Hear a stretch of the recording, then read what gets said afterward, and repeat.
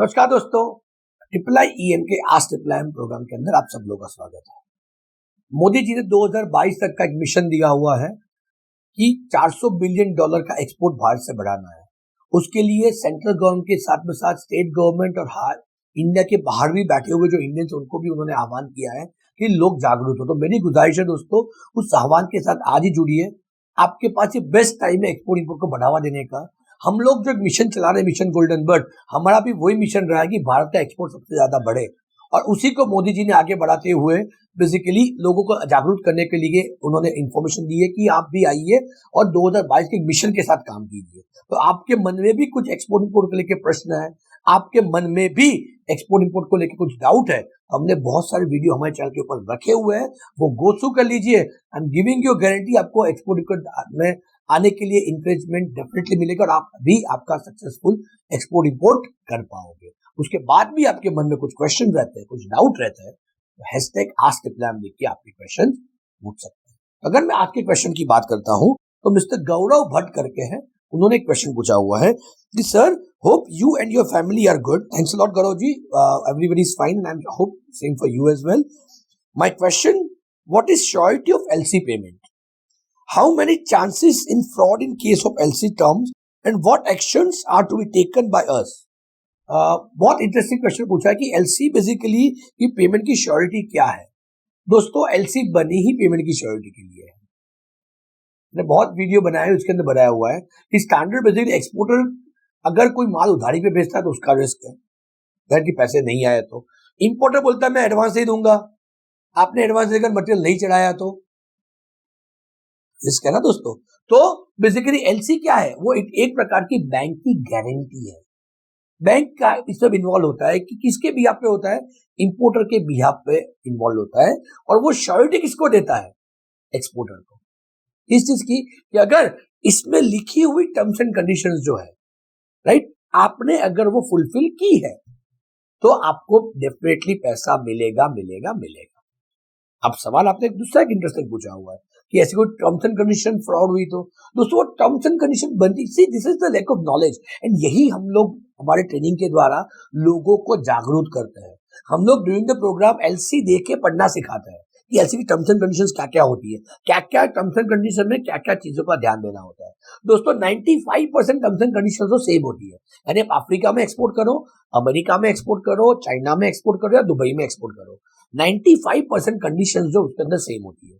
सिर्फ 5% उस कंट्री के अलावा, कंट्री के हिसाब से, प्रोडक्ट के हिसाब से थोड़े से डॉक्यूमेंट्स में कुछ चेंजेस रहते हैं, बाकी 95% कंडीशन सेम रहती है। अब वो कंडीशन कहां से आती है? आपके प्रोफोर्मा इनवॉइस के ऊपर, यानी बायर ने और इंपोर्टर ने और एक्सपोर्टर ने जो कॉन्ट्रैक्ट किया हुआ है उसके बेस के ऊपर ही बेसिकली बैंक जो होती है वो टर्म्स एंड कंडीशन बनाती है। यानी कॉन्ट्रैक्ट किसने किया है? आपने किया है। तो आपने अगर कॉन्ट्रैक्ट प्रॉपर्ली किया हुआ है तो वही की वही सारी कंडीशन उसके अंदर आनी है। अगर कोई आप बोलते हो उसके अंदर फ्रॉड होता है, राइट, तो आपकी कंडीशन प्रॉपर्ली आपने बनाई नहीं है, टर्म्स एंड कंडीशन। यही समझना जरूरी। फ्रॉड नहीं होता है दोस्तों, क्या होता है कि बहुत बार रिस्ट्रिक्शंस होता है। जैसे सिंपल आपको एग्जांपल दूं, उसमें कंडीशन आती लास्ट डेट ऑफ शिपमेंट लिखते हैं, right, last date of shipment, यानी आपको उस दिन से पहले आपको मटेरियल यहां से भेज देना है।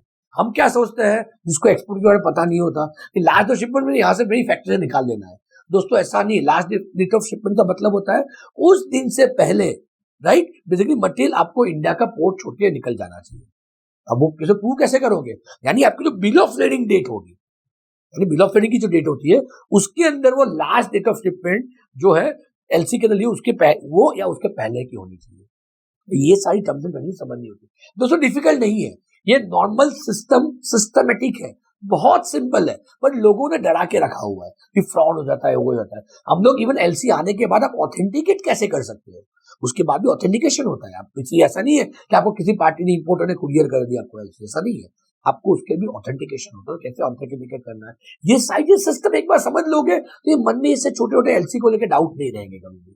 और उसके बाद भी हम लोग प्रोग्राम के बाद भी इसलिए सपोर्ट देते हैं तो उसके बाद बहुत सारे पार्टिसिपेंट है हमारे, उन्हें प्रोग्राम कर लिया, एक्सपोर्ट का ऑर्डर आया, उनकी एलसी वेरीफाई करवाने भेजते हैं कि टर्म्स एंड कंडीशन प्रॉपर है या नहीं है।